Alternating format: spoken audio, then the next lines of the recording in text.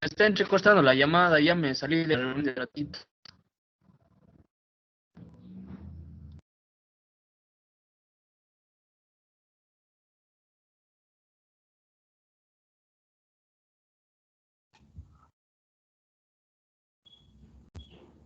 Ok. ¿Estamos viendo tal vez la presentación ya? Sí, profe. Sí, profe. Sí. Vamos a continuar entonces con el tema en el que nos habíamos quedado. Estábamos analizando ya la segunda unidad, que es la de los microorganismos, y les decía que vamos a topar aquí a los principales grupos microbianos y que su estudio también se centra un poco en el perfil de egreso de ustedes. Entonces, ¿cuáles son sus requerimientos? Y desde luego los conocimientos más relevantes para su caso. Así que empezamos con el grupo de las bacterias. Aquí les recordaba características básicas descritas en estas 4 palabras. Les decía que ubicuo quiere decir que el microorganismo está presente en todas partes, desde los incluso lugares inhóspitos, ahí podemos encontrar presentes algunos grupos bacterianos. Todas las bacterias son procariotas, de hecho constituyen un gran grupo que es un dominio completito para ellas. Todas van a ser de tipo unicelular y muchas de ellas van a presentar plásmidos. Ya vamos a hablar un poquito sobre la importancia de los plásmidos para las bacterias. En cuanto al tamaño celular, si bien varía entre una y otra bacteria, entre uno y otro género, pero decimos que son organismos microscópicos. Tienen un tamaño superior al de los virus. Los virus, acuérdense que son ultramicroscópicos.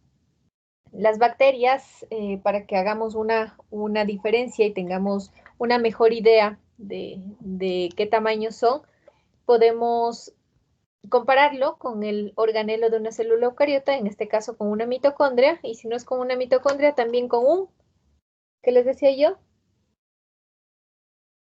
Cloroplasto. Cloroplasto. Con cloroplasto. Y esto, Cloroplasto. exactamente, esto tiene que ver con la teoría de la endosimbiosis, que nos habla sobre el origen procariota de estos organelos, por eso hacemos esa comparación. Si hablamos de la estructura, tenemos aquí una bacteria modelo y nosotros ya en la clase anterior hablamos sobre los componentes básicos. Para hacer una célula, entonces mencionamos que tiene una membrana, tiene su citoplasma, tiene pues su material genético, aquí le tenemos organizado a modo de un único cromosoma, es una característica típica de ellos. Más ADN, claro, extracromosómico, a modo de un plásmido. Hablábamos de los ribosomas, ya mencionaremos que específicamente en este caso son ribosomas 70S, y que adicionalmente, ahora empezamos con lo adicional, tiene una pared celular. Hay incluso bacterias que presentan una cápsula, no todas lo tienen, algunas sí. Hay bacterias que tienen mesosomas, que son invaginaciones membranosas. Les decía que la idea de los pili, específicamente los pili sexuales, es permitir que exista una transferencia horizontal de genes. Ojo que como son organismos asexuales, aquí no intervienen gametos y por lo tanto en uno de los procesos de esa transferencia son importantes los pili sexuales. Los flagelos, que son a razón de uno o pueden ser a razón de varios, distribuidos ampliamente por toda la bacteria o en una sola zona, concentrados todos ellos, les sirven a las bacterias para su movilidad. Son estructuras de locomoción. Y les decía que no lo vemos aquí en este esquema, no se menciona, pero para tener una adherencia, una fijación hacia una superficie, las bacterias presentan fimbrias. Recordábamos un poco sobre la estructura de la membrana plasmática, que es sumamente similar a la nuestra, la de los eucariotas, con lípidos, proteínas y glúcidos. Hablábamos un poco de eso. En cuanto a los lípidos, encontrábamos una diferencia. Decíamos que, bueno, aquí no hablamos de esteroles, sí fosfolípidos, pero no esteroles, sino opanoides, que tienen una función similar. Les decía que esa similaridad tiene que ver con los fosfolípidos. Nuestros fosfolípidos con los de las bacterias son del mismo tipo. Una cabeza conformada por un glicerol, tiene un enlace éster y tiene ácidos grasos en las colas. Mientras, hacemos un versus con los arqueanos tienen otro tipo de glicerol, un enlace éter, y ellos no tienen ácidos grasos, sino tienen unidades de isopreno, cadenas de isopreno. Los isopreno son los monómeros para los lípidos derivados. ¿Por qué tapamos o por qué traemos a colación esto? Es importante que consideremos que en el caso de los organismos arqueanos, a quienes se les reconoce como organismos típicos de ambientes extremos, una de esas consideraciones para que puedan sobrevivir en ambientes extremos es el hecho de la estructura de su membrana. Entonces, como lo vemos hacia el lado derecho, en la parte inferior, los organismos arqueanos pueden llegar a formar monocapas lipídicas. Y esa es una de las tantas razones que les otorga resistencia. En cuanto a la pared celular, y aquí nos habíamos quedado, así que vamos a tratar el día de hoy sobre la pared celular. ¿Las bacterias tienen pared celular? A grosso modo yo les puedo decir que sí, que es una generalización, que todas las bacterias tienen una pared celular. Hay un grupo específico, un género, que se caracteriza por carecer de pared celular, pero esa es una excepción a la regla y es un caso puntual. Por eso nosotros incluso en los textos lo vemos generalizado y se menciona como que sí, como que efectivamente todas las bacterias presentan una pared celular. ¿Cuál es la función? Una pared celular es una estructura gruesa, está compuesto por componentes constituidos por largas cadenas, así que le otorgan rigidez. Le confieren cierta protección a la célula bacteriana, le protegen incluso de la lisis osmótica. ¿Qué entendemos por una lisis osmótica?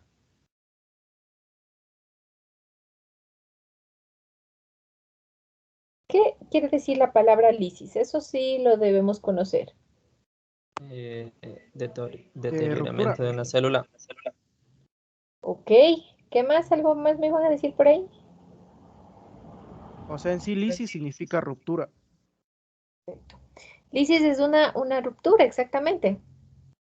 Para este tipo de células que están en un medio osmótico, que permite que exista un llenado de agua dentro de su cavidad, no les es tan fácil estallar, romperse, justamente por la protección que le confiere esa pared celular. Algo similar a lo que en algún momento deben haber estudiado ustedes con respecto al fenómeno de turgencia, esa contención de la presión interna. ¿De qué se compone? Hay un compuesto, porque aquí vemos un montón de letras y demás, un compuesto que ustedes acostumbran a memorizar cuando les hablan del contenido de la pared de las células bacterianas. ¿Qué compuesto es este?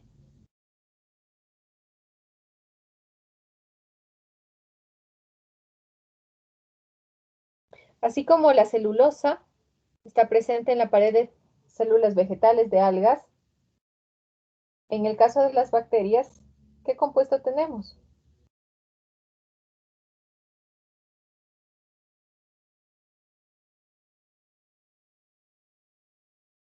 ¿Nadie?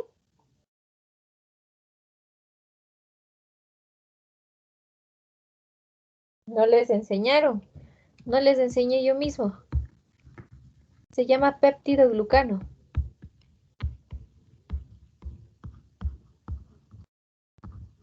Se llama peptidoglucano. Simplemente cuando se pregunta, y bueno, cuál es el componente? ¿De qué está hecha la pared en las células bacterianas? Se señala peptidoglucano. Y está bien, pero no es el único componente. Ahora veremos que está compuesto por azúcares, acetilglucosa, y el ácido N-acetilmurámico.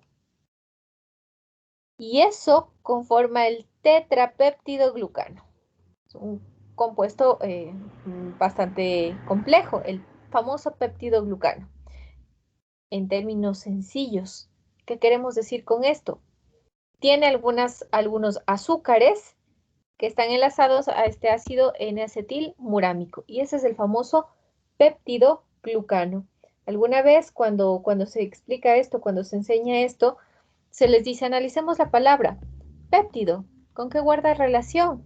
Ah, con la parte proteica. Entonces aquí deben haber aminoácidos. Sí, efectivamente hay aminoácidos. Glucano. Glucano no necesariamente tiene que ver con glucosa o glucógeno, sino simplemente con glúcidos. Entonces, vamos a encontrar que este es un compuesto que contiene tanto aminoácidos como algunos azúcares. ¿Para qué nos sirve el análisis de la pared celular? ¿Para qué nosotros nos interesa estudiarles a las bacterias desde el punto de vista de su pared celular? ¿En cuántos grupos se clasifican o se dividen las bacterias de acuerdo a la estructura de su pared celular? ¿Cuántos grupos de bacterias tenemos por acá? Ana Lucía, cuénteme usted. Perdón, profe. ¿Cuántos grupos de bacterias tenemos de acuerdo a la estructura de la pared celular?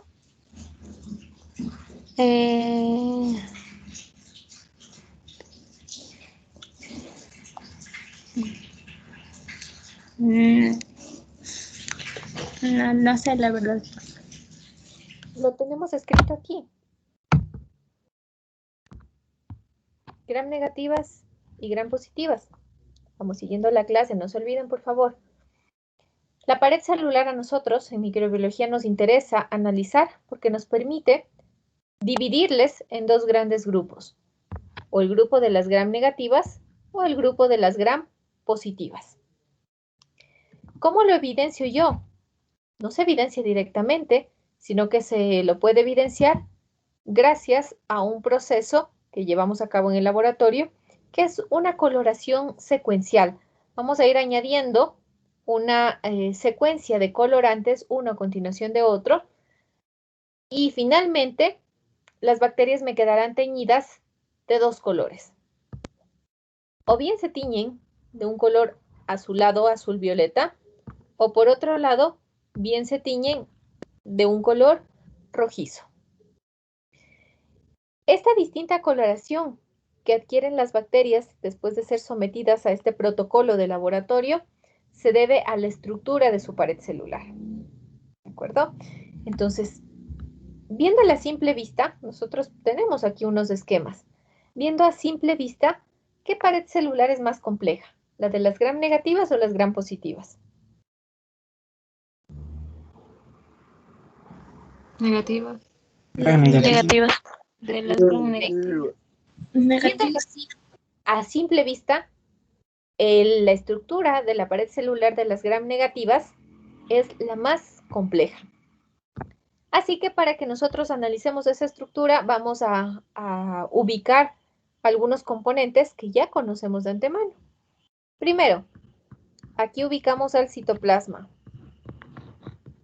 Vamos a decir que hacia abajo es el interior celular y nosotros nos vamos a direccionar hacia arriba y diremos que ese es el exterior celular. Así que por encima del citoplasma, aquí estará la membrana. Y aquí viene la gran aclaración. Todo lo que se levante por encima de la membrana corresponde ya a la pared. Ojo, todo lo que se levante por encima de la membrana o lo que se levante hacia afuera de la membrana, eso corresponde ya a la pared celular. ¿De acuerdo? Así que vamos a empezar con las gram negativas. Si ustedes se fijan, nos vamos hacia la izquierda. Después de la membrana plasmática, yo empiezo a observar un espacio. Les estoy rayando ahora mismo de azul. Empiezo a observar un espacio. Y después de ese espacio, veo claramente un bloque de color verde. Este bloque de color verde corresponde al peptidoglucano, al famoso compuesto, al peptidoglucano, a ese compuesto que es una mezcla de azúcares con aminoácidos. Miremos hacia el lado derecho, a las gram positivas, en donde prácticamente ese bloque verde se levanta automáticamente a continuación de la membrana y es un gran bloque verde. ¿Quién de los dos grupos de bacterias presenta la mayor cantidad de peptidoglucano? Las gram positivas. Las gram positivas. Definitivamente las gram positivas son aquellas que a nivel de su pared celular contienen la mayor cantidad, el mayor porcentaje de peptidoglucano. Van a variar los porcentajes según el tipo de autor, pero se habla de que aproximadamente el 95% de la pared celular de las gram positivas corresponde al peptidoglucano. Y aproximadamente un 5% de las gram negativas de peptidoglucano. Es una diferencia abismal. ¿De acuerdo? Justamente es esta cantidad de peptidoglucano la principal razón para fundamentar el hecho de que al término del proceso de la tinción gram yo obtenga bacterias teñidas de dos colores, o azules o rojas. Sigamos con las gram negativas, porque luego de esa fina capa de peptidoglucano, si lo vemos hacia la izquierda, yo nuevamente me encuentro con un espacio. Así que en total, yo ya voy viendo dos zonas en las que sí existe un espacio. Y dentro de ese espacio está presente una fina capa de peptidoglucano. Posterior a ese espacio, yo me encuentro con otra estructura que les marco ahora mismo en color rojo. ¿Qué recuerdan ustedes con respecto a esta estructura? ¿A qué se asemeja? A la membrana. La membrana plasmática. Perfecto. Es como si después de este espacio viniera una membrana, parecido a la membrana plasmática. Exactamente. Y es que nosotros aquí vamos a tener una membrana a la que llamaremos membrana externa. Este espacio del que nosotros hicimos referencia hace un momento, que es el espacio comprendido entre la membrana plasmática y la membrana externa, les estoy marcando con celeste, es el espacio comprendido entre la membrana plasmática y la membrana externa. A ese se le conoce como espacio periplasmático. Así que la pregunta, ¿en dónde se ubica la fina capa de peptidoglucano de las gram negativas?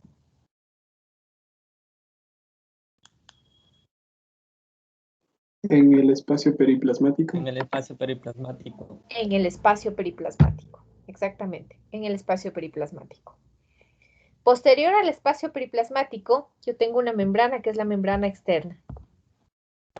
Ahora bien, ¿qué nomás tiene esta membrana externa? Si ustedes se fijan, les voy a remarcar con verde, esta membrana externa tiene unas proteínas a modo de canales.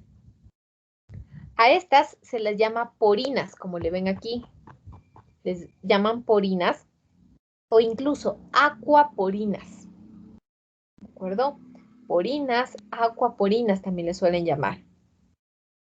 ¿Qué más tiene esta membrana externa? Si bien es cierto, y ojo con esto, no se puede decir que absolutamente todas las gram negativas sean bacterias patógenas. Yo no puedo generalizar y mencionar eso, pero sin duda alguna, gran parte de las gram negativas sí lo son, sí son bacterias patógenas. Y una de las tantas razones para su patogenicidad es la presencia de lipopolisacáridos.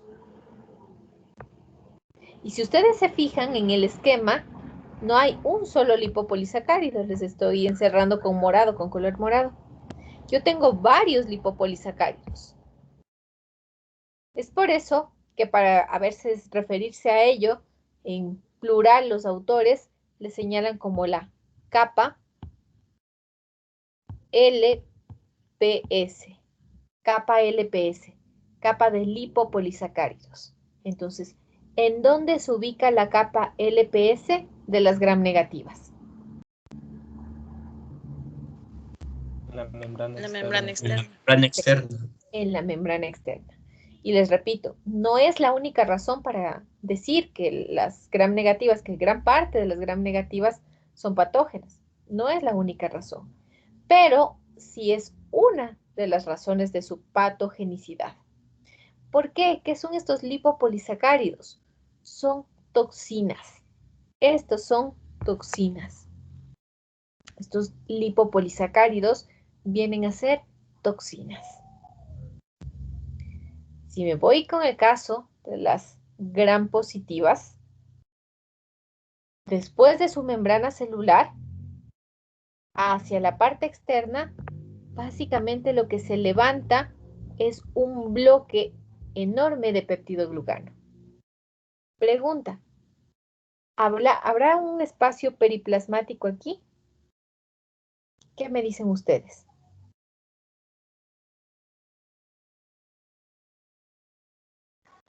Según la figura ahí abajo, apenitas. No. Y les comento. Hay autores que dan un no rotundo. Las gram positivas no tienen espacio periplasmático. Hay otros autores que señalan y dicen que como automáticamente a continuación de la membrana se levanta esa capa de peptidoglucano, prácticamente el espacio periplasmático es imperceptible, ni se nota, porque esa capa de peptidoglucano está a continuación de la membrana plasmática. Entonces, por eso se dice que ese espacio periplasmático es casi imperceptible. ¿Ok? ¿Y cuál será la importancia del espacio periplasmático? ¿Qué podemos ver en el esquema de las gram negativas? Hay algo más en el espacio periplasmático. No solamente hay peptidoglucano, hay algo más. ¿Qué figuras pueden notar ahí? Pese a los rayones, ahí hay unas figuras. ¿A alguien se le ocurre qué podría ser? Proteínas. Perfecto. Sí son proteínas, pero son específicamente un grupito de proteínas.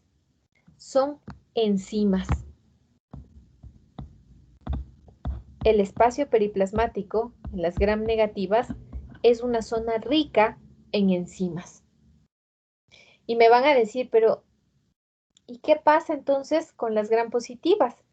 Como aparentemente no tienen espacio periplasmático, entonces no van a tener enzimas. Se dice que esta zona, la zona del peptidoglucano, la más cercana a la membrana plasmática, aquí donde les estoy poniendo estos puntos de color negro, esta se dice que es una zona rica en enzimas. Esta zona de aquí se dice que es rica en enzimas. ¿Qué más contienen las gram positivas? Las gram positivas tienen algo que carecen las gram negativas y son estos famosos ácidos teicoicos. Son los famosos ácidos teicoicos. ¿De acuerdo? Preguntas hasta acá. ¿Qué función hacen los ácidos teicos porque no tienen las gram negativas? Listo. Los ácidos teicoicos lo que hacen es contribuir a la carga negativa de la pared celular de las gram positivas. Eso es lo que hacen los famosos ácidos teicoicos. ¿Por qué no lo necesitan las gram negativas? Porque ellos tienen una membrana externa y eso les confiere una carga negativa.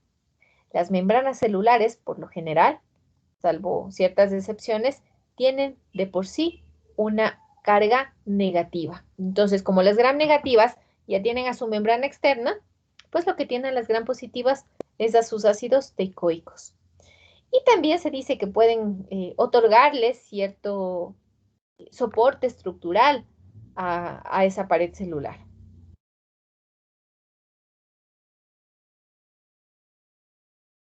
Es es como que supone que es una membrana externa.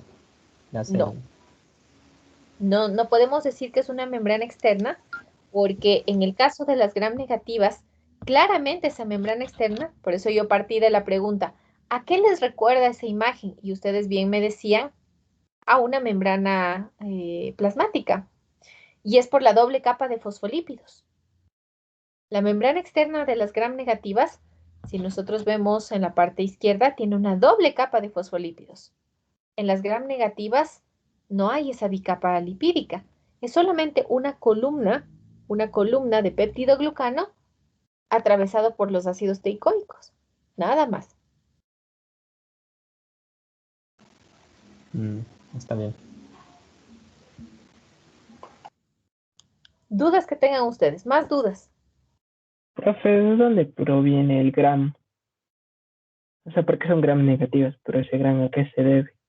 La palabra gram Ajá.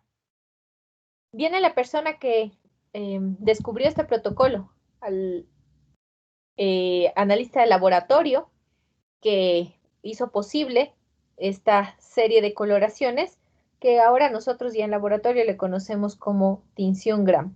Entonces viene de el inventor o el descubridor, diríamos más, Christian Gram se llama.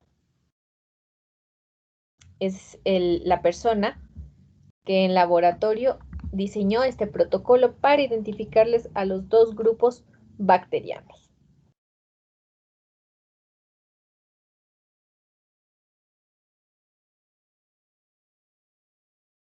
Preguntas que tengan ustedes. Profe, una pregunta. En las gram positivas, usted puso en la pared, puso unos puntitos. ¿Qué significaba eso? ¿Se acuerdan que les preguntaba si es que ustedes considerarían, de acuerdo al esquema, que las gram positivas tienen o no tienen espacio periplasmático? Y les contaba las posturas de los autores. Hay textos en los que se van a encontrar un no rotundo. Hay otros en los que les va a sugerir que ese mínimo espacio de separación se podría considerar un espacio periplasmático. Y yo les hacía reflexionar un poco de cuál sería la trascendencia de que tengan o no, en realidad, un espacio periplasmático. Entonces, las gram negativas se caracterizan porque ese espacio periplasmático es rico en enzimas. Y entonces, no es que las gram positivas no van a tener esas enzimas, lo tienen, solamente que se dice que la acumulación de enzimas en las gram positivas se da a nivel de la pared celular, pero en la zona más cercana a la membrana plasmática. Por eso les ponía esos puntitos negros ahí.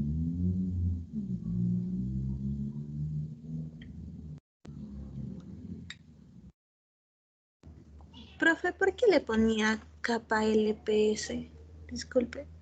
Porque les encerraba, si ustedes lo ven por acá, donde está el lipopolisacárido, yo les encerraba y les decía, miren, aquí está 1, por acá está 2, por acá está 3. Entonces son lipopolisacáridos. Para referirse al plural, muchos autores lo hacen y lo indican como la capa de lipopolisacáridos, la capa. Entonces la forma de abreviar sería ese LPS.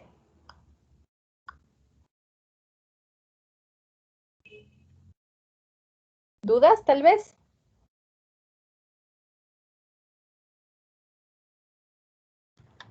Ok, nos vamos por acá. Vamos a hacer un versus, un cuadro entre la pared de las gram positivas y las gram negativas. La cantidad de péptidoglucano. Yo les decía que hay valores referenciales. Valores referenciales que variarán entre un autor a otro. A veces se habla de un 95% de péptidoglucano, en otros casos habla de un 90% de péptidoglucano. En el caso de las gram negativas, en ocasiones se señala un 5%, como lo vemos por acá, un 10%, depende mucho del autor. La función, la misma, otorgar rigidez a la pared celular. Los ácidos teicoicos, en el caso de las gram positivas, hay una presencia inminente, cosa que carecen las gram negativas. Yo les mencionaba algunas funciones, les decía que al no tener una membrana externa como las gram negativas, estos ácidos teicoicos le confieren carga negativa a esa pared, les ayudan a tener un soporte estructural y en ocasiones funciones de transporte también. Esa capa LPS que lo presentan únicamente las gram negativas corresponde a endotoxinas.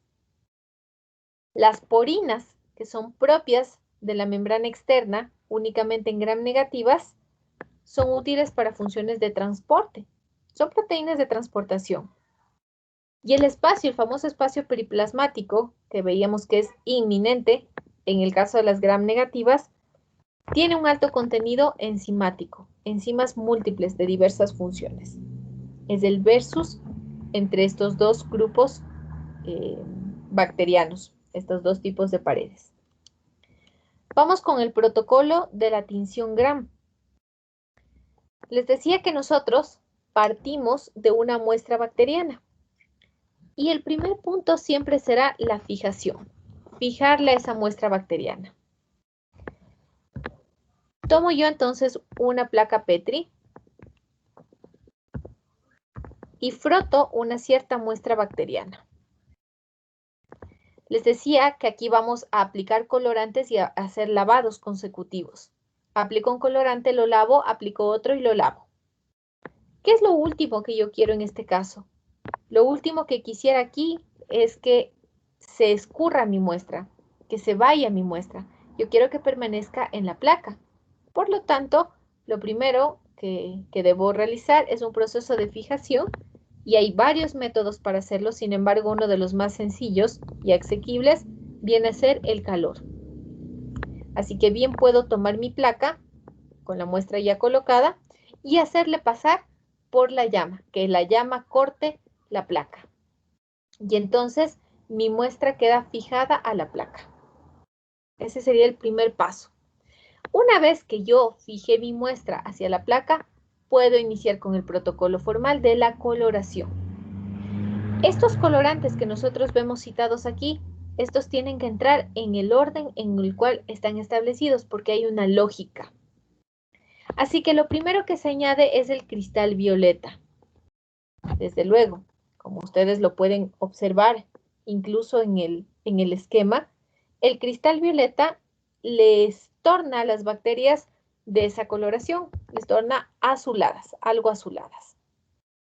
Y aquí es en donde la gran capa de péptidoglucano o la pequeña capa de péptidoglucano van a hacer la diferencia. ¿Quién absorberá mayor cristal violeta? ¿Las gram positivas o las gram negativas? Gram positivos. Perfecto. Definitivamente por la gran cantidad de peptidoglucano, estas son las que fijan mejor el colorante, el cristal violeta. Absorbe mejor por el peptidoglucano que contiene.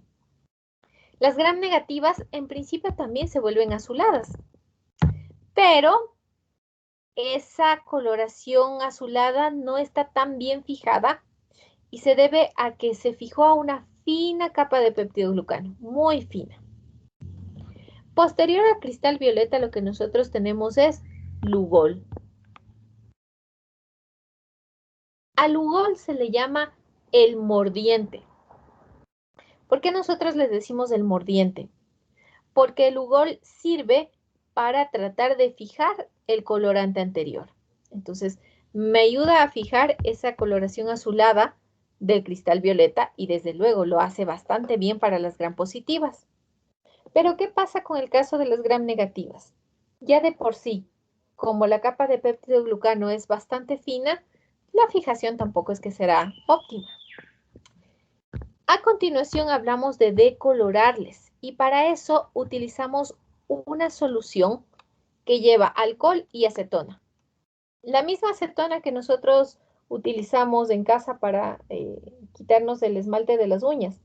Eso mezclado con alcohol, desde luego hay una fórmula y unas proporciones establecidas, permiten decolorarles a las bacterias. Y ahí viene el momento crucial. ¿Quiénes sí se decoloran y quiénes no lo hacen? Obviamente, las gram positivas, que quedaron perfectamente fijadas, las que absorbieron bien el color inicial, no se van a decolorar, porque ese color está bastante bien absorbido a la gruesa capa de peptidoglucano que tiene. Pero ¿quiénes sí se van a decolorar? Las gram negativas. Ellas sí se decoloran, porque desde luego la fijación del colorante inicial no fue buena. Y no fue buena porque tiene un poquito peptidoglucano. Alguien me decía, alguna vez un estudiante me decía, pero ¿por qué no podríamos quedarnos ahí con la coloración? ¿Para qué continuar?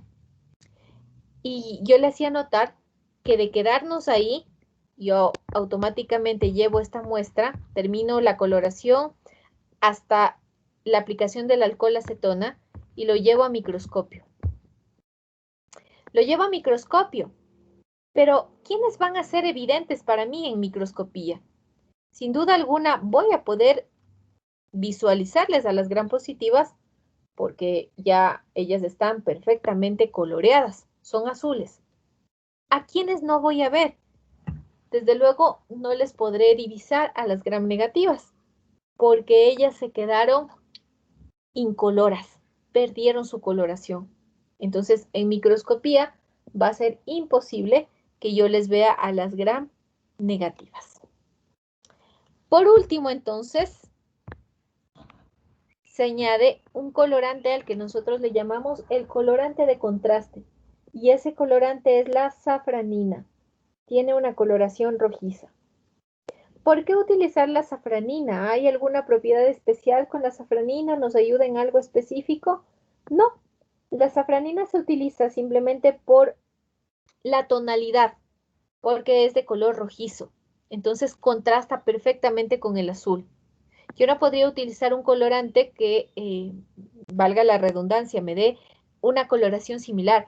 Tengo que encontrar un colorante de coloración opuesta. Así que claramente yo podría diferenciar entre rojo y azul. Y por eso le utilizo a la safranina. La safranina entonces tiñe a las que quedaron incoloras. Les tiñe a las gram negativas, pero ya no les tiñe a las gram positivas. Y miren, ya no les tiñe a las gram positivas porque ni siquiera el decolorante pudo alterar la coloración inicial que recibieron. Ni siquiera el decolorante. Por lo tanto, tampoco hace algún efecto sobre ellos la adición de safranina. Se mantienen azules. Las únicas que se ven coloreadas son las gram negativas. Esa es la razón por la cual nosotros debemos aplicar en este orden los colorantes. Tiene una lógica y esa es la lógica que acabamos de ver. Entonces, esto fue lo que determinó en su laboratorio el señor Gram. Gracias a este protocolo les podemos identificar a los dos tipos, a los dos grupos bacterianos, gram positivas y gram negativas. Justamente entonces en honor a él se lleva ese nombre. Y es algo bastante usual poder realizarlo en los laboratorios clínicos. Cuando nosotros presentamos un proceso infeccioso, tomamos la muestra y a microscopio vemos gram negativas, ya por ahí no marcha bien la cosa. Porque como les decía, no es una regla general, no es que todas las gram negativas sean patógenas, pero gran parte de ellas sí lo son. Y a nosotros, desde luego, en la parte ambiental nos puede servir cuando necesitamos caracterizar. Como veíamos en taxonomía, la clase anterior, hay una caracterización que es de índole fenético y filogenético. Entonces, si es fenético, necesito analizar morfología, la forma que presentan, coloración que me dan en base a una tinción gram, respuesta a algunas pruebas bioquímicas y demás. Entonces, uno de los componentes fenéticos viene a ser justo el análisis a través de una tinción gram. ¿Preguntas tal vez con respecto a la tinción gram?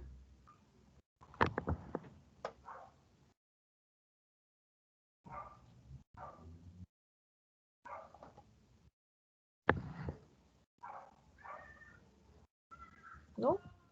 Vamos entonces a avanzar. Luego de hablar de la estructura de la bacteria, ya hemos comentado algo sobre la membrana, hemos hablado sobre la pared celular Y vamos entonces a entrar un poquito de lleno en lo que es el genoma bacteriano. Si tomamos como referencia el gráfico de la parte inferior, en donde le estamos viendo una bacteria, en la parte interna y disperso en el citoplasma está un cromosoma, un único cromosoma bacteriano. Esa es su característica. El ADN para ellos se encuentra organizado a modo de un único cromosoma. ¿Tengo más material genético dentro de una bacteria? Desde luego, pero lo tengo a modo de plásmidos. Pregunta, ¿es obligatorio el hecho de que todas las bacterias tengan plásmidos? No, no es obligatorio. La cantidad de plásmidos que poseen las bacterias es 1 o cuántos son, depende. Hay bacterias que tienen un plásmido, hay bacterias que tienen 2 plásmidos, hay bacterias que tienen varios plásmidos. El número es variable. ¿Para qué sirven los plásmidos?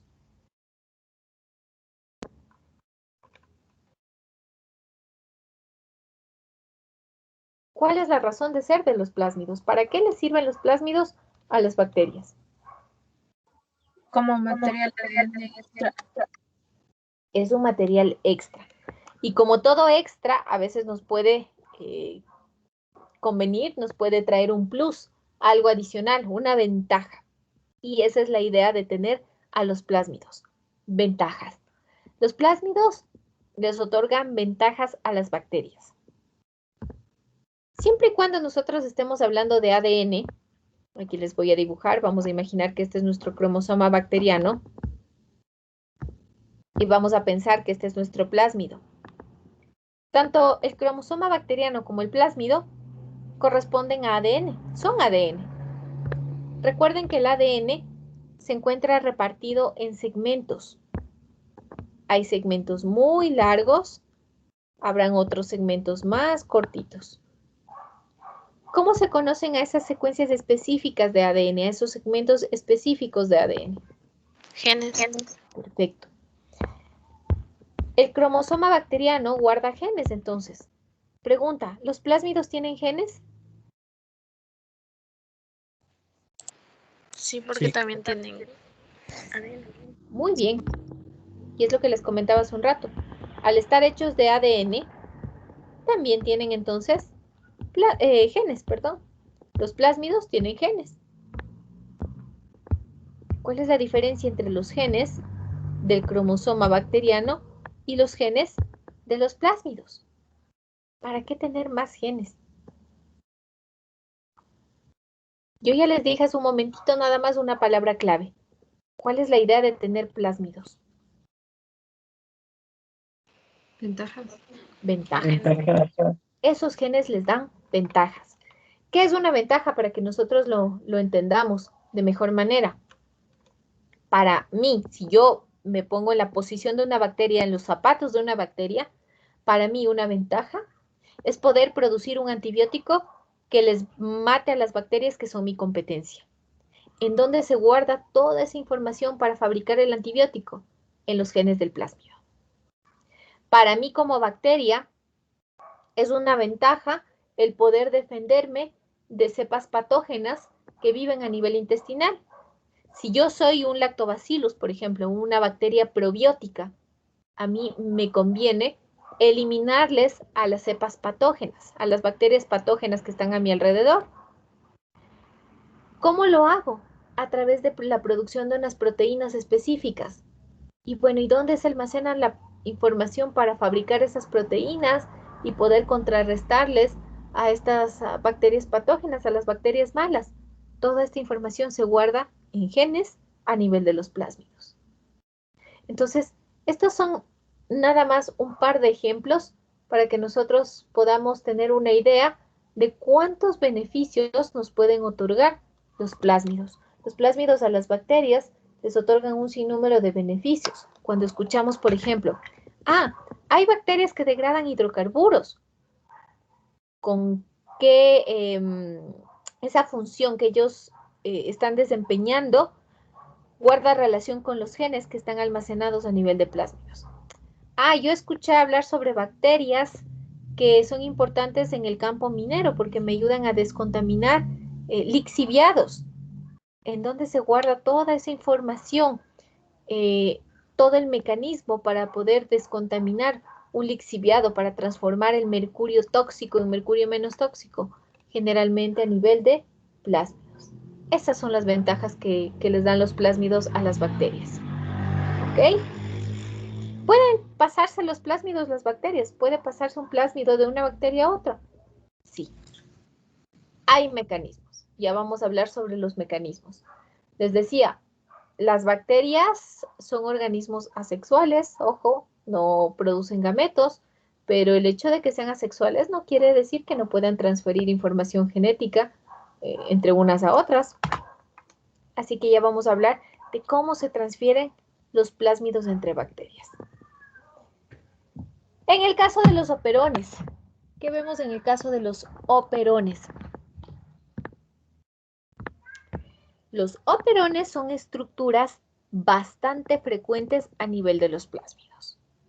Con ello, yo no estoy diciendo que no haya operones a nivel del cromosoma bacteriano. ¿De acuerdo?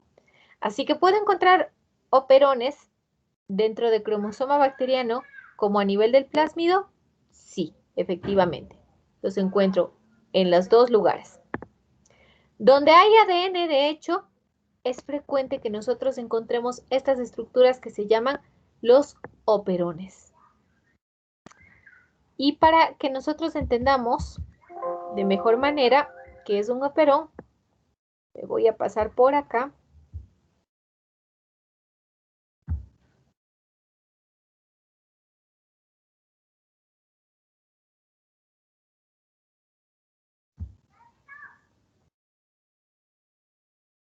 Ok. Voy por acá. Vamos a entender entonces por qué las bacterias tienen operones, por qué deben tenerlos. Vamos a decir que esta es mi bacteria. Esta es mi bacteria, que está creciendo en un ambiente que contiene glucosa, pero también contiene lactosa. ¿Ok? Tiene glucosa y también lactosa. Así que yo debo recordar primero qué era la glucosa, qué tipo de compuesto es la glucosa. Cuéntenme ustedes.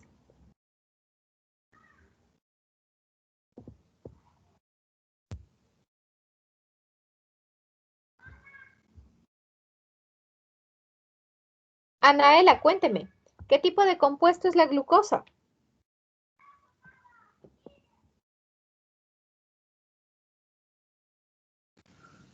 Orgánica, profe. Desde luego. Monosacárido. Perfecto, muy bien. Es un monosacárido. Abro un paréntesis enorme, no tiene nada que ver con el tema de la clase. Solamente recordarles, chicos, tomen en cuenta que en la primera sesión de clase yo les hablé del monitoreo de la asistencia y les dije que yo iba a llevar la asistencia tanto en forma de registro, tomándoles la lista, como a través de preguntas dentro de la clase. Y que no esperaría que obviamente todas las preguntas contesten bien, pero que al menos sigan el hilo de esta clase, ¿de acuerdo? Así que ténganlo muy en cuenta, por favor, para que cuando se hagan preguntas no se queden como que en el limbo. Volvemos a lo nuestro. Les preguntaba qué tipo de compuesto es la glucosa y sí, efectivamente la glucosa es un monosacárido, es un glúcido, es un azúcar. ¿Y qué tipo de compuesto es la lactosa? Un disacárido. Sería un disacárido porque Perfecto. está formado por glucosa y galactosa. Un carbohidrato.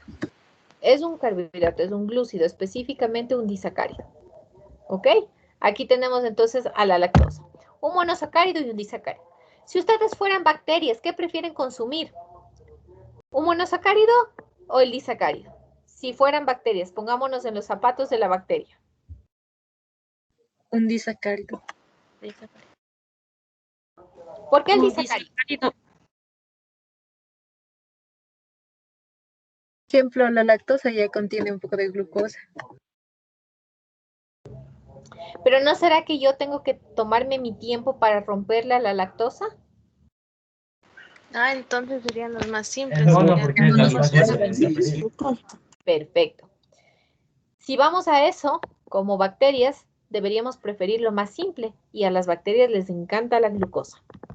Así que para obtener energía, para procesar energía, lo que utilizan es glucosa.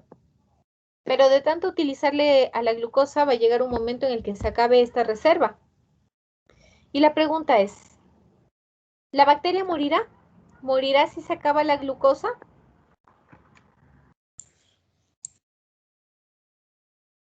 ¿Qué creen ustedes? Deben de haber otras fuentes con las que se puede alimentar. Perfecto. Y ahí está. Ustedes mismos lo acaban de decir hace un rato, cuando me comentaban y me decían, la lactosa está compuesta ya por glucosa y galactosa. Así que esta bacteria no muere, solamente toma un plan B. Su plan A era consumir glucosa. Su plan B va a ser consumir lactosa.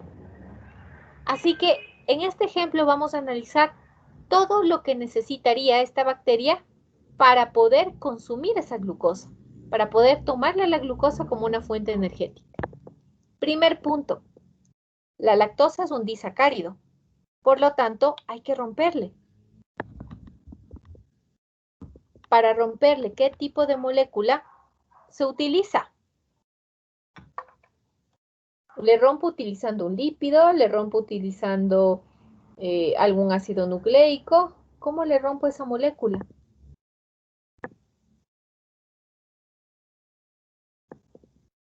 Ustedes han estudiado esto ya.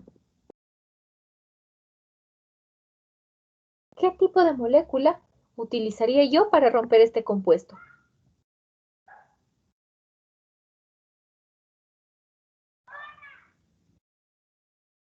¿Nadie? Utilizaríamos enzimas. Exactamente. Utilizaríamos una enzima. Perfecto. Va número 1. Necesito una enzima. Rompo entonces este disacárido. Así que efectivamente, por un lado me quedará glucosa y por otro lado me quedará galactosa. ¿Qué es lo que estaba buscando esta bacteria? Lo que buscaba es glucosa. Ahora, perfecto. Necesito hacer que ingrese esa glucosa. Yo necesito que esa glucosa ingrese. Las sustancias no pasan así nomás a través de una membrana. La glucosa no es algo que vaya a cruzar directamente la membrana plasmática. Y ustedes justo por esto estudian los mecanismos de transporte a través de la membrana. ¿Qué mecanismo de transporte utilizarían aquí para que pueda cruzar la glucosa? ¿Qué me dicen al respecto? Puede ser con ayuda de las proteínas transmembranosas que Muy bien. se llaman aquaporinas. Bueno, acuaporinas, eso lo dejamos para la membrana Para el externa agua. negativa. Pero hay otras que a lo mejor ustedes recuerden, se llaman permeasas. Las permeasas, que son unas proteínas que están aquí a nivel de la membrana. Este es número 2. Segundo requerimiento, una permeasa. Es una proteína de transporte que está a nivel de la membrana y que me va a ayudar a que esa glucosa cruce la membrana e ingrese a la bacteria. Punto número 3. Esa glucosa ya está dentro.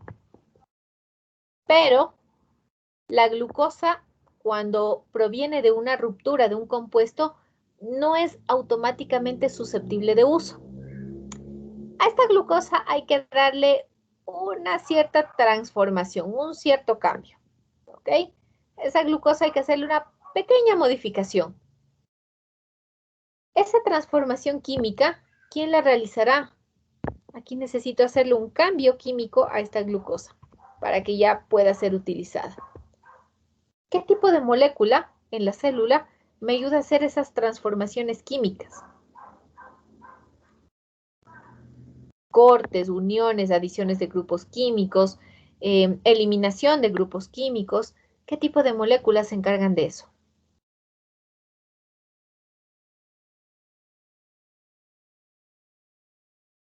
En general, hace un ratito nada más hablábamos de un caso, de cómo romper una molécula.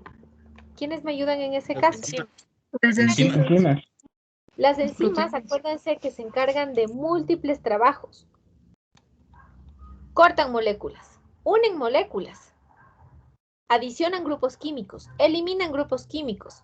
Son múltiples las funciones que hacen las enzimas.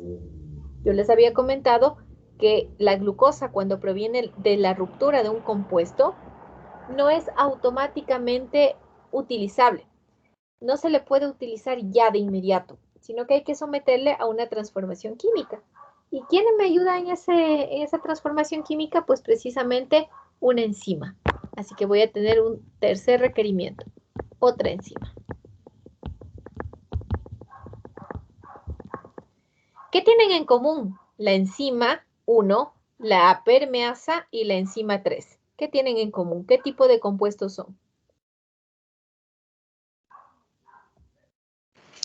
Son proteínas. Perfecto, son proteínas.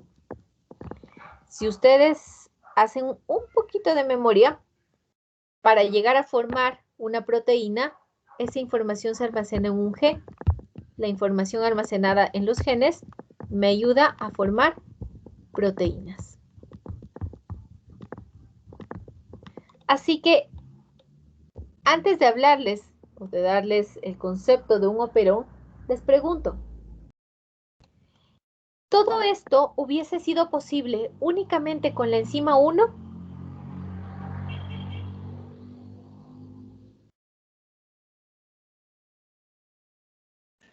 No. Darwin, ¿hubiese sido posible todo esto con la enzima 1 y 2?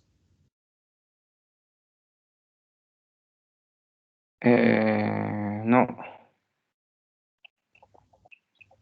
¿Qué es lo que necesitamos entonces? 3. La enzima 1, la permeasa y la enzima 3.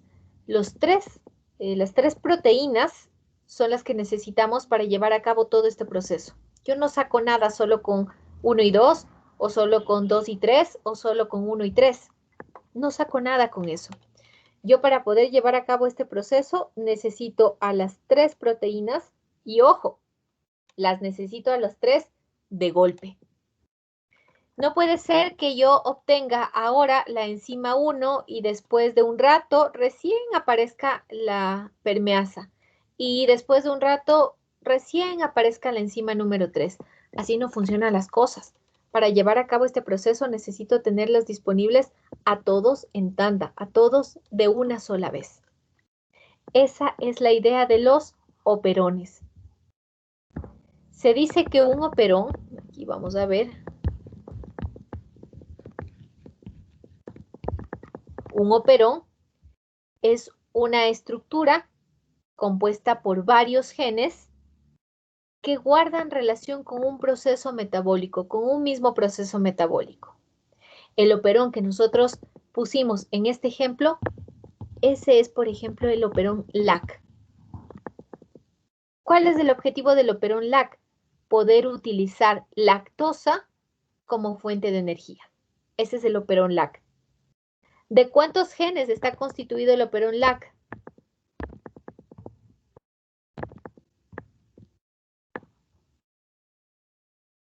Veamos. Jessica. Mande, Inge, bueno. ¿De cuántos genes está constituido el operón LAC? El operón LAC está constituido de un gen, de varios genes. Uno, varios.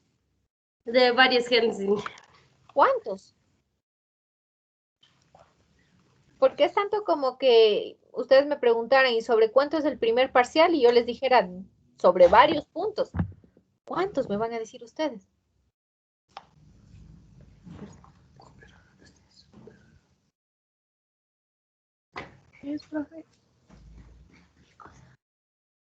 Job, ¿cuántos genes están involucrados en el operón LAC?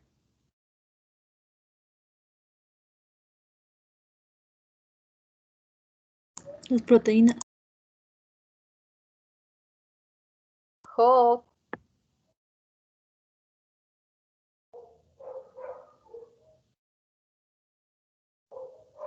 Ojo, chicos, ya tengo dos estudiantes que respondieron al listado inicial y simplemente no estamos siguiendo la clase. Luis Adrián, ¿cuántos genes? Por 3. Perfecto, por 3, exactamente, por 3. La clave, les había dicho, está en recordar que la información almacenada en un gen permite producir una proteína. ¿Cuántas proteínas ha utilizado este proceso? 3. A la que llamamos enzima 1, a la que llamamos permeasa y a lo que llamamos enzima 3. Ahí se me escucha, profe. Sí. Soy Tobar, profe. Le envío un mensaje. No valía mi micrófono, profe. Ok. Vamos. Si son 3 las proteínas que nosotros necesitamos para llevar a cabo este proceso, estamos entendiendo por ende que hay 3 genes involucrados en ello. Voy a necesitar entonces un gen número 1, un gen número 2 y un gen número 3. El operón tiene un inicio, tiene una molécula de inicio y también tiene una región para terminar. ¿De acuerdo? Nosotros a esta región de inicio le conocemos como región promotora o simplemente promotor. ¿Ok? ¿Para qué me sirve saber esto del promotor? ¿Por qué me está contando esto? Porque nosotros tenemos que entender que todo lo que vaya de un promotor a otro va a activarse en tanda. En términos que nosotros ya conocemos, va a transcribirse. ¿De acuerdo? ¿Qué era la transcripción? ¿Y por qué nosotros necesitamos recordar todo lo que aprendimos en la biología 1? Josué, ¿qué recordamos sobre el proceso de la transcripción?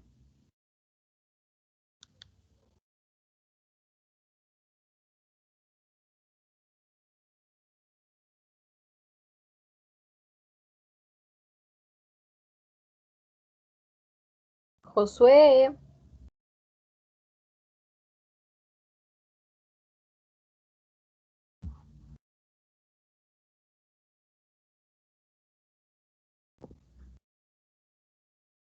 Homero David. Es una copia de ARN mediante una pieza de ADN, si no estoy mal.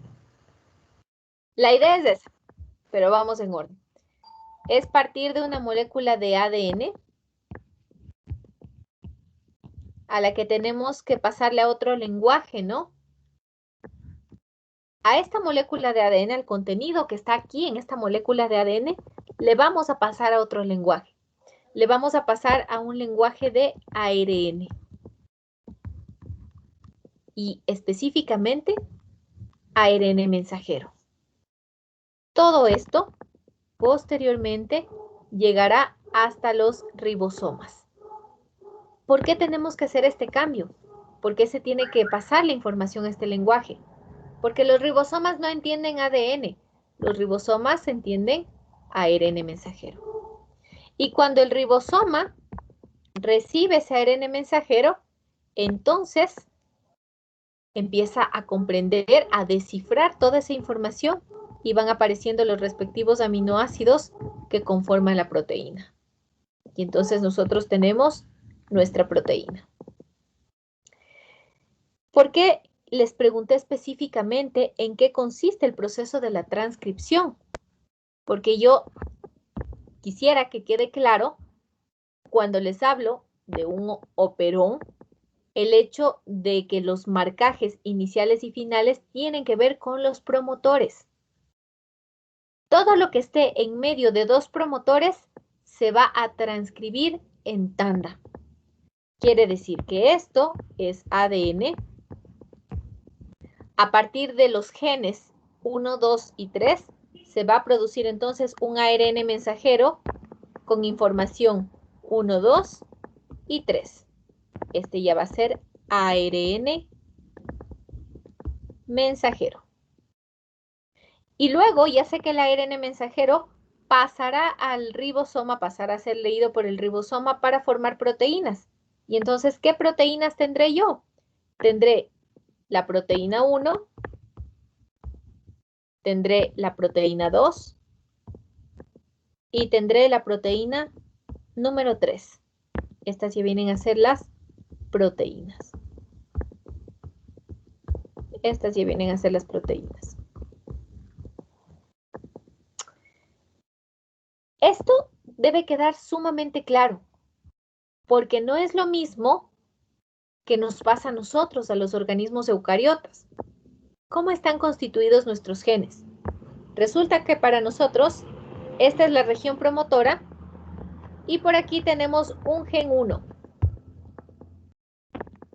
Termina este gen 1 y a continuación tengo otra región promotora y entonces por acá tengo un gen 2. Termina ese gen 2 y automáticamente tengo otra región promotora y así voy continuando. ¿Qué quiere decir esto? Que cuando se dé un proceso de transcripción será independiente. En un proceso de transcripción puede transcribirse netamente el gen 1, pero no tendría por qué hacerlo el gen 2, ni tampoco el 3, ni los que siguen. Ese proceso de transcripción es independiente y va de promotor a promotor. Cosa que no lo vemos nosotros en las bacterias. La idea de tener operones es justamente agrupar a los genes. ¿Cuántos? Pueden ser 3, pueden ser 5, pueden ser 7, pueden ser 9. Cada operón es un mundo distinto. Y el número entonces también variará. Por lo tanto, nosotros debemos tener claro que en un operón se abarcará tantos genes como sean necesarios para llevar a cabo un proceso. Y lo que les mencionaba hace un rato, a mí no me sirve que ahora se genere la enzima 1 y después de una hora vaya a producirse la permeasa y luego, mañana, al siguiente día, la enzima número 3. A mí no me serviría eso. Yo para poder ejecutar ese proceso los necesito a todas de golpe, a todas en tanda, para allá. Y por eso tenerles agrupadas. De promotor a promotor se transcribe todo lo que esté en medio en una sola tanda. Y por ende voy a tener también en tanda todas las proteínas involucradas. ¿Está comprendido? ¿Está clara la idea de qué es un operón?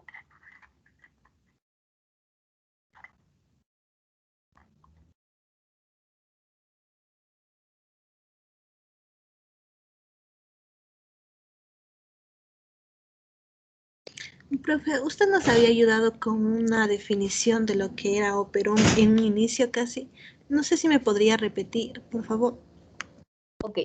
Acuérdense que es mejor que las definiciones las vayamos construyendo en base a lo que hemos entendido, más que memorizarlas, simplemente construirlas.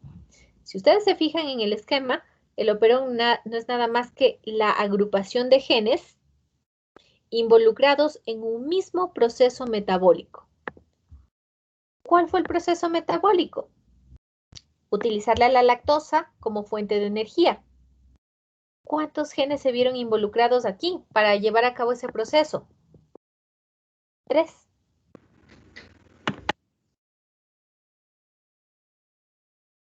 Preguntas que tengan al respecto, por favor.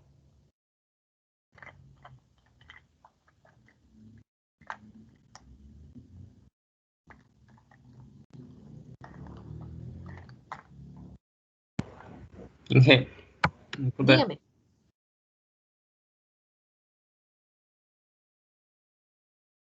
Robinson, me parece que quería hacer una pregunta.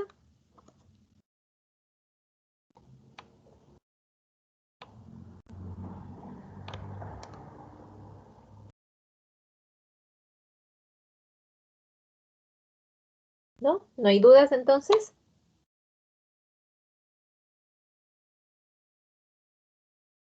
Ok.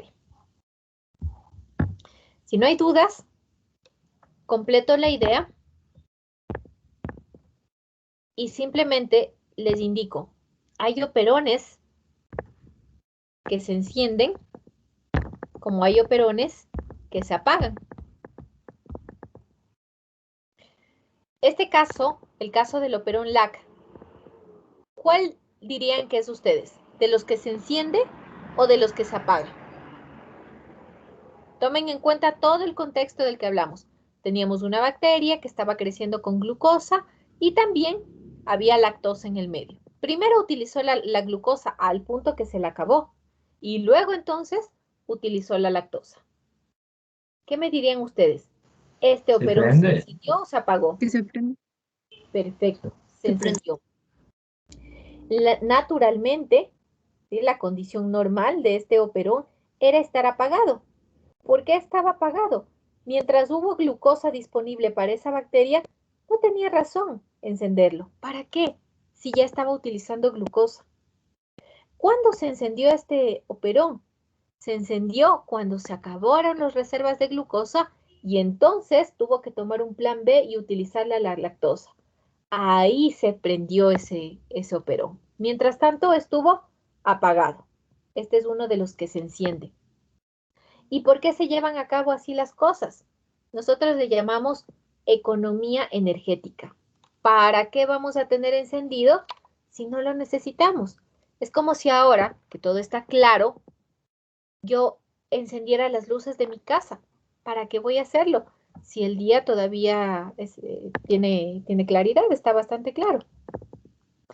Y les voy a poner el caso de un operón que se apaga. Voy a ponerles un caso por acá de un operón que se apaga. Esta es mi bacteria, ¿ok? La bacteria, que es un organismo unicelular, como nosotros, en nuestras células, tenemos que fabricar algunos elementos. Y uno de esos elementos vienen a ser los famosos aminoácidos, ¿de acuerdo? ¿Se tienen que fabricar los aminoácidos? Sí, los aminoácidos se fabrican. Salvo aquellos que se conocen como esenciales y esos no los fabricamos, sino que tenemos que consumirlos. Ok, pero vamos a dejarlos aparte. Nosotros tenemos que fabricarlos. Así que por aquí tengo esta bacteria que entre uno de esos tantos aminoácidos que fabrica está el triptófano. Esa bacteria está fabricando triptófano. Para fabricar el triptófano, ¿cuántas proteínas entre enzimas y otro tipo de proteínas? ¿Cuántas necesita? Necesita 5. Pongo por aquí con figuritas para que lo veamos. Necesita 5. ¿Ya? ¿Las necesita las 5 en tanda de golpe para ese proceso? Claro que sí, no pueden ir apareciendo una por una de forma independiente. Las necesito a las 5 de golpe, ahí, para que fabrique el triptófano. ¿Qué pasa si a mí se me ocurre poner en el medio en el que está creciendo la bacteria triptófano? ¿Qué se les ocurre que puede pasar? Les escucho.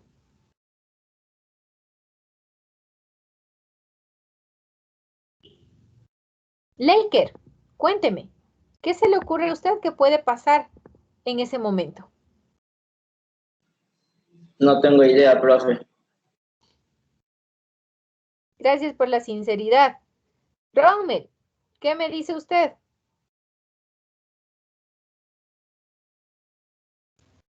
¿Puede repetir la pregunta? Chicos, por favor, les pido si estar más atentos para poder avanzar un poquito. Lisbeth, Pamela.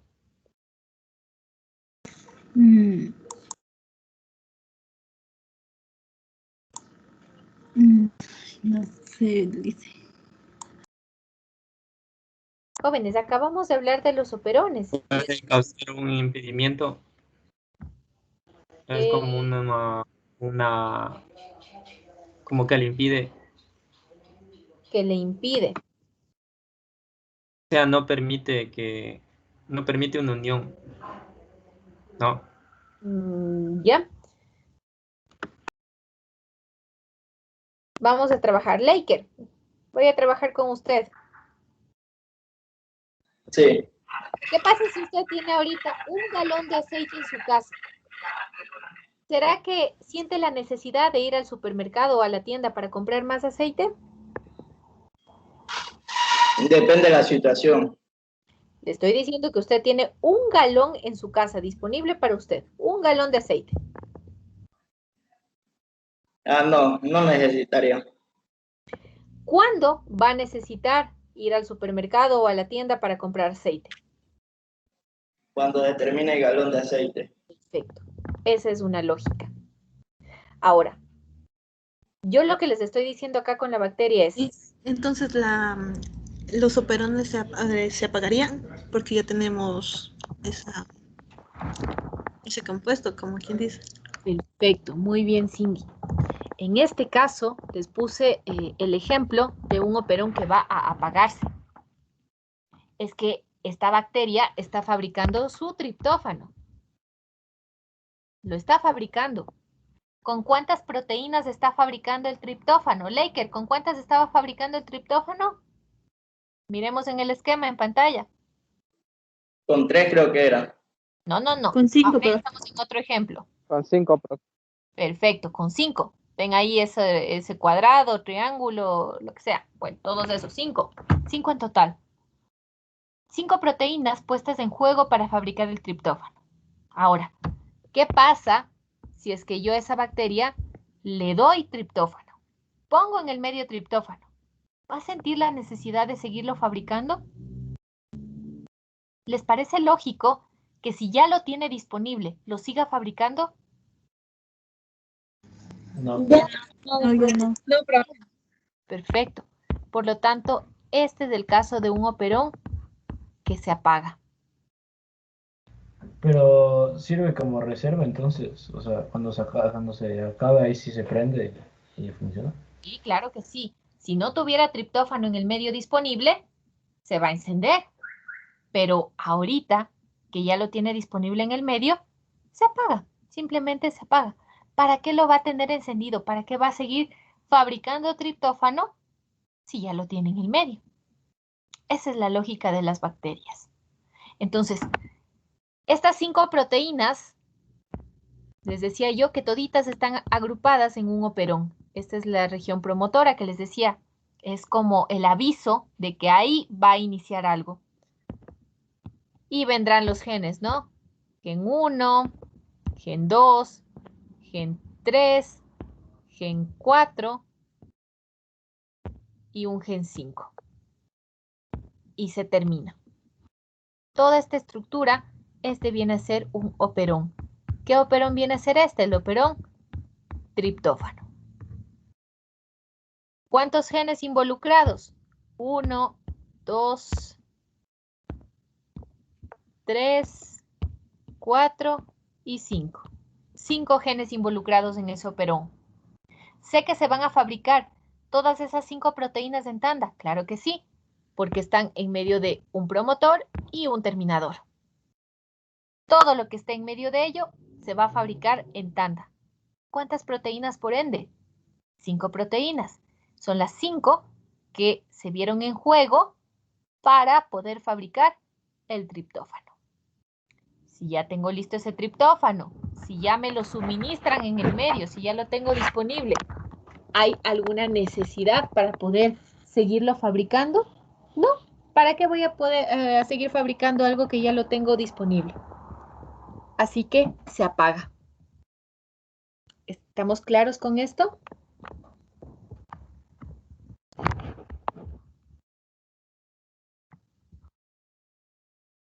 Vuelvo a mi presentación.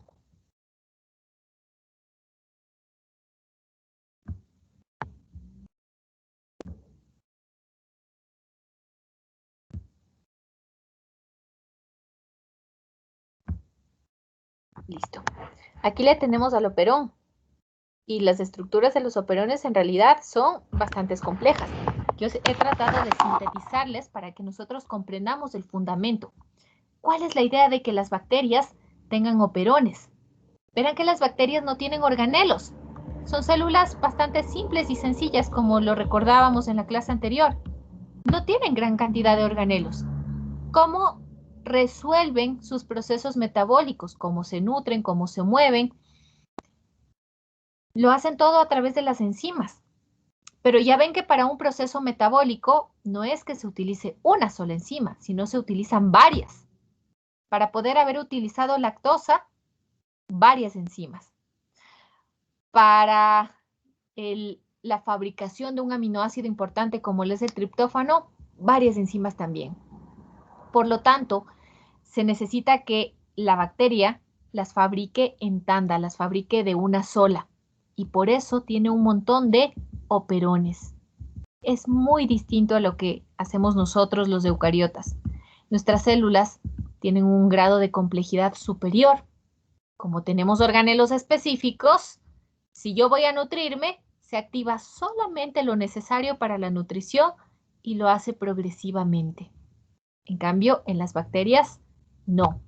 Todo lo que esté involucrado para un proceso metabólico se activa en una sola tanda, no gen por gen como en nosotros. ¿Estamos claros con esto tal vez? ¿Alguna pregunta con respecto al punto de los operones?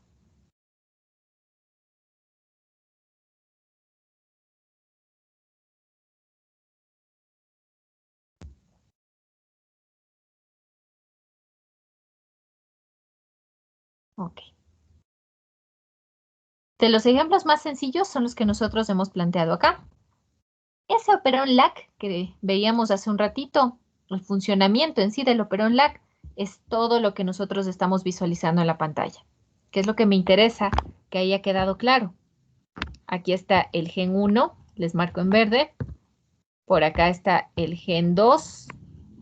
Y por acá está el gen número 3. 3 genes para un mismo operón. ¿Cuántas proteínas? Y estos ya son los nombres verdaderos. 3 proteínas. La primera, esa que se acuerdan que le rompía el disacárido, esa se llama beta-galactosidasa, terminación asa porque es una enzima. La que ayudaba a cruzar la membrana para que ya pueda entrar la glucosa es una permeasa. Está a nivel de la membrana, es una proteína transmembranosa, les decía. Y acuérdense que yo les comentaba que cuando las glucosas proceden de rupturas de compuestos no se pueden utilizar automáticamente. Se tiene que hacer una modificación química. Esa modificación química es una transacetilación y por lo tanto la enzima involucrada es una transacetilasa, la tercera. 3 necesarios para cumplir con un objetivo metabólico. ¿Estamos claros hasta acá?